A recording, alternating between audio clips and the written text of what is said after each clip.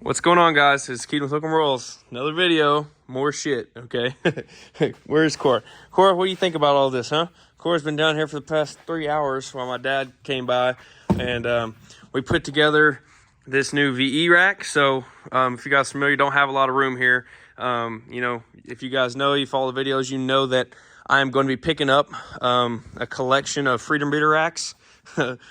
Makes it sound like I'm picking up snakes or something, but no, I got a good buddy, Walker, Texas Ranger Reptiles. Him and I are going to work a deal basically in June, July-ish, where I'm going to buy all of his Freedom Breeder racks that he has. I think he has like 4 or 5. Going to purchase those, and then he is going to buy brand new ARS. So he personally likes the ARS stuff. I've never had a Freedom Breeder. So I think I'm going to give the Freedom Breeders a shot, and obviously being used, I get a little bit better of a deal. So I think we're going to do that. But for now, I picked up another one of these. If you guys need racks, okay, and you're wondering what to do, and you're wondering what the best route is, 1000% pick up a few of these VE racks, okay? This is the VE6 rack. I love this rack because these racks hold my favorite tubs, my favorite 2 style of tubs ever. So let's walk in here and look. Again, mess, a big mess. But the good thing is my dad helped me put together everything that I was needing to put together. So as you guys see, it's a mess. I mean, I can't even walk in here. The only thing that's not in here right now is the new desk, which is obviously where that's sitting. But I wanted to move all this shit out of the way. So we got our whiteboard put up. As you see, thanks to Amazon, came with a nice little love bump, I guess you can call it. So, it is what it is. I'm not sending that back. It's just too much work. As you guys see, boom, we have it up, okay? So he came and helped me, obviously, because we need 2 hands for that. We have one of the mounts that's the pull-out mount. So one of the nice mounts where I can adjust different ways and pull it out and push it down. So that's awesome there. That's where the media desk is going to be, so pretty cool. We're going to have the Wi-Fi router and all that underneath there, so you're not going to see it. Obviously, just said this, but moving over here, speaking of these tubs, before I get off topic again, these tubs. So the VE6 only takes 2 style of tubs. It's this tub right here, and then it's a smaller tub down here. So this tub right here is freaking awesome. I love this tub. I can't tell you how many times I've put males in this tub that are full-size males that went off food and they've just came back and started eating again. As you see, we haven't unpacked these things, but literally I put a snake that's anywhere from 400 grams on up to 1,200 in these. They eat so good. I mean, amazing.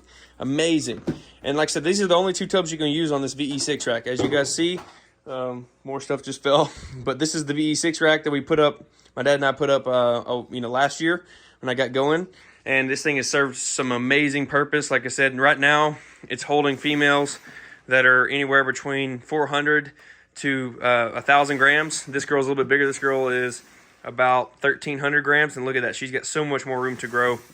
The only downside that I do not like about these tubs that I wish they would change is they don't come with a cup holder. So you have to use, as you guys see here, I use pipe fittings. You got to grab pipe fittings to put your dishes in, your water dishes. So that sucks, because even with the pipe dishes, sometimes they do knock them over because they're not standard, put in the tub from the factory, I guess you could say. And I don't like it that they don't come vented, so you can't buy vented options. So as you see here, I had to drill into these tubs because here in Texas in the summertime and even sometimes in the wintertime, we get huge humidity spikes. And if you soak your cocoa at all, or you dump any sort of water in these tubs in the summertime, or even, like I said, sometimes in the wintertime, it just completely molds the tub over, which sucks, because unless you're running paper towels on all your snakes, you got a lot of humidity buildup. I don't like that, so I drilled holes. That's the only other downside. There's 2 downsides to this entire rack system, and it's both involved with the tubs.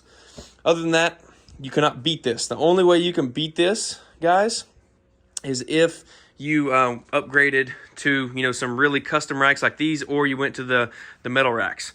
Hands down, I recommend it over and over and over again for especially guys starting out like myself. This is the 3rd season in, really 2nd year in, and if I did it right again, if I wouldn't have met Mike, the guy that I met for these racks.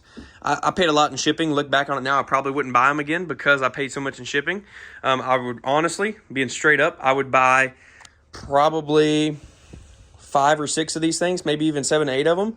They're, by the time you get those, fill them with tubs, and a VE thermostat, you're looking at right at $400. You cannot beat that, guys. I would buy 8 of those. They make a hatchling rack now.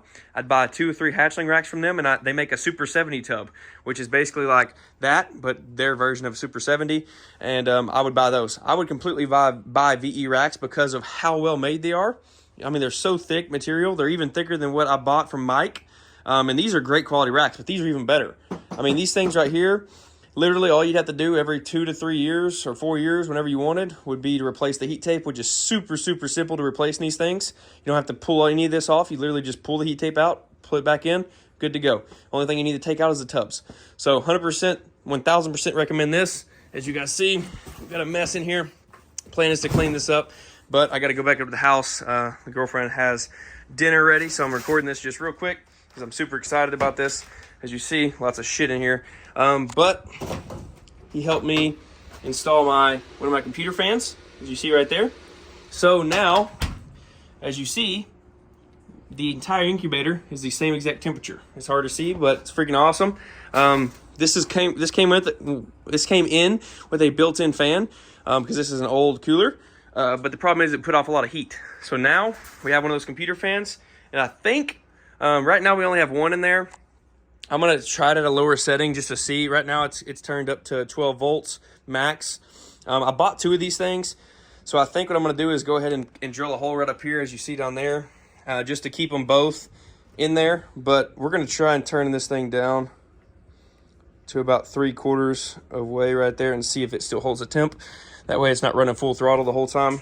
We're gonna put some caulk on that hole right there, some caulking, that way you don't lose any heat. And then maybe possibly drill the other hole. The only reason I don't want to is because my dad helped me build this incubator. He made all this custom, ran all this stuff, and I only have one plug that's not being used. This other plug is being used for the VE thermostat.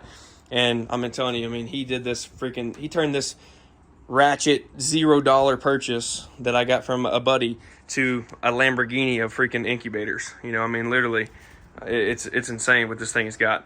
I mean, it's got a built-in light system on the top and bottom. It's got, everything is super, super well done on the inside. He put a light built into the thing as well, like a strobe light type thing. And then, I mean, it's crazy what he did. So I didn't want to get rid of this unless I had to. And this was the only thing that was lacking, was enough circulation to keep this temperature 100% correct. I had about a 3-degree difference from the very bottom to the very top. And, this year we're going to have a ton of clutches, so I need everything. Like, I'm going to be double stacking all the way through here. And I still may need to buy, one of these incubators, but I wanted this thing to stay because it means a lot to me. This is what my dad and I did. We worked on this together. That being said, it's cold as balls in Texas right now. That's why I had this heater in the bottom right there, just in case. This thing has been freezing over. On the outside, this is a mini split. It has to go into defrost mode, which then drops the temperature down to low 70 before it cuts back on. So I want this to be on just in case it drops below 77, 76. This will kick on, help keep this temperature moderate until that mini split kicks back on. A lot of kick-ons. I said a lot of kick-ons, but pretty cool there. Real quick, this male is trying to get it done. He may be trying, I don't know, he may be getting close, so we're gonna leave them alone. Pretty cool there. Pastel red stripe het monsoon to the spot nose yellow belly stranger het clown posset monsoon. Hopefully you guys seen that pairing in the previous video, but he's just now, I think, about to get the job done, so we're going to leave them be. Next up, we just tossed in. I said, what the hell? Why not? This right here is a pastel yellow belly double het DG cryptic, and this male, he's a virgin. He's about 670 grams. Picked him up yesterday, day before. Did a little video on him. He's a blackhead double het DG clown, pastel yellow belly double het desert ghost cryptic. The best out of that pairing would be a pastel blackhead yellow belly desert ghost krypton, which would be absolutely mind-blowing. So that's pretty cool. Hopefully, I'm not expecting him to lock this time, but I wanted to start throwing him in. Like I said, just picked him up the other day, but he slammed 2 meals, and I was like, you know what? I'm going to go ahead and start introducing him to the male, or not to the male, to the female. That way he just gets a sense for the tubs, you know, because he's never been in the 70 series tub. So that way he kind of gets a sense for it. And then I'll pull him back out in probably 2 days. I'm not going to leave him for 3 like I usually do. Pull him back out, and we're going to throw him in one of these VE style tubs. He's going to love this. Actually, I'm probably going to throw him in this tub right here because he's going to absolutely love this tub. This tub right here, that's for him. And then we're going to throw so we had to move everything to these vision tubs, which is basically a smaller version. That tub right there is a smaller version of this tub. It's like this much shorter. So it works for smaller snakes, but when they get bigger, like the stranger, you know, he's 1,200 grams like you just saw. He really needs to be in this tub right here. Or he loves this tub as well. I'm telling you, snakes love this tub, but he's a little bit big. The only reason it works is because they're long, so they can stretch their body out. But that being said, guys, this is a little clip. A girlfriend is calling me right now. I need to get up there and eat. Food's been ready for a while, but my dad and I have been down here working for a couple hours. So I just want to show you guys some updates. Really cool stuff happening here, and we'll see you in the next clip. Peace.